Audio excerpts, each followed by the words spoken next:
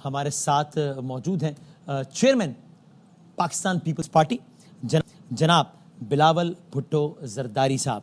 بلاول صاحب السلام علیکم, thank you very much for your time. السلام علیکم عامر صاحب, تھینک یو. سر بہت شکریہ بلاول صاحب وقت دینے کا.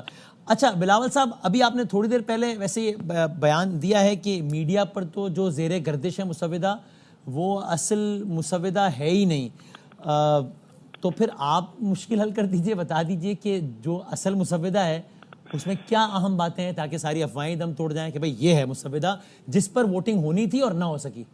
آپ کو بہت شکریہ عامر صاحب. ایسے دل بھرا کر رہا تھا کہ میں آپ کے چینل پہ آ جاؤں, اس لیے آپ کو تو بہت میرے خیال میں غلط فہمی تھا اس آئینی ترمیم یا پوٹینشیل آئینی ترمیم کے حوالے سے.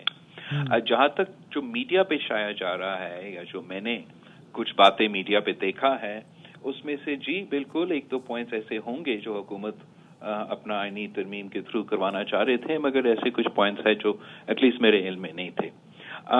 جہاں تک آئین سازی کی بات ہے, ویسے تو آپ کو معلوم ہے کہ آپ کو 2/3 میجورٹی چاہیے. تو جب تک 2/3 میجورٹی نہیں ہوگا, نہ حکومت نہ کوئی اور اس اسمبلی کے تھرو آئینی ترمیم پاس کروا سکے گا. کریکٹ.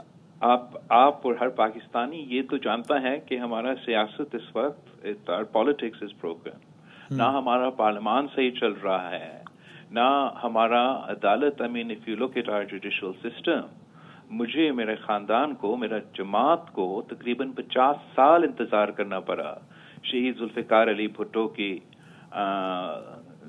عدالتی قتل کیس میں انصاف ملنے کے لیے.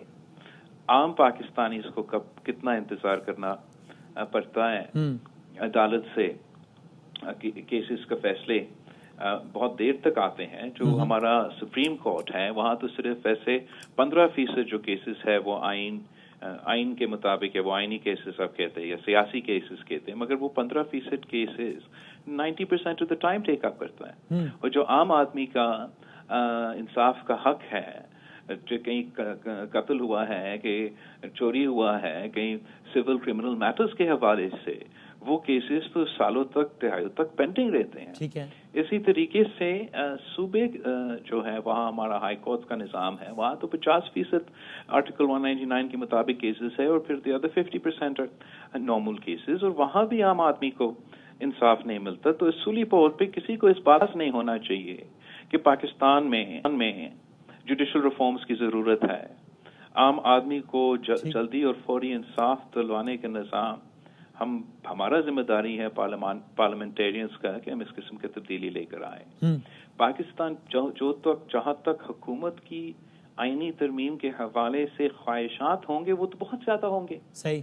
وہ ان کا تو بہت لمبا چوڑا ایجنڈا ہوگا. صحیح ہے. جو پاکستان پیپلز پارٹی کی دلچسپی ہے, شوق ہے, ہمارا منشور کا حصہ ہے, شہید محترمہ بینظیر بھٹو کی 2006 سے وعدہ ہے, وہ آئینی ترمیم جو ہم چارٹر آف ڈیموکریسی کے حوالے سے ہم نے وعدہ کیا, اور اس میں کچھ ایسے پوائنٹس ہم نے 2008 سے 2013 تک عمل درآمد کیے تھے, کچھ رہ گئے. ٹروتھ اینڈ ریکنسیلیشن کمیشن رہ گیا, نیب ریفارمز رہ گیا, عدالت میں جو ریفارمز ہم نے لے کر آنے تھے وہ رہ گئے. تو اس موقع پہ جب حکومت اپنے آئینی ترمیم لے کر آنا چاہتے ہیں, تو میرا بھی پرزور کوشش یہ رہا کہ چلے اگر آپ آئین میں ترمیم لے کر آنا چاہتے ہو تو پاکستان پیپلز پارٹی کی رائے یہ ہے کہ ہم اگر اپنا چارٹر آف ڈیموکریسی کا کمٹمنٹ پورا کرے, ہم نہ صرف عوام کو جلدی اور فوری انصاف دلوا سکتے ہیں, مگر جو انڈیمک ایشوز ہیں ہمارے جوڈیشل نظام میں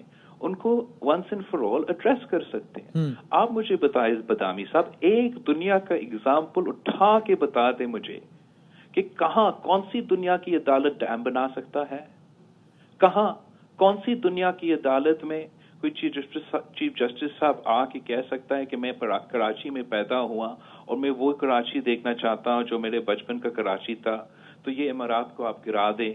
کہاں کون سی دنیا کی عدالت ہے جو کہتا ہے کہ میں ٹماٹر کی قیمت سیٹ کروں گا, آلو کی قیمت سیٹ کروں گا. تو اگر یہ سب کام ہمارا عدالت کرے گا تو انصاف عام آدمی کو کون دلوائے گا؟ میرے خیال میں اس بات پہ نہ کوئی اعتراض ہو سکتا ہے, نہ کوئی اعتراض ہونا چاہیے کہ عدالتی اصلاحات پاکستان کے لیے ضروری ہے.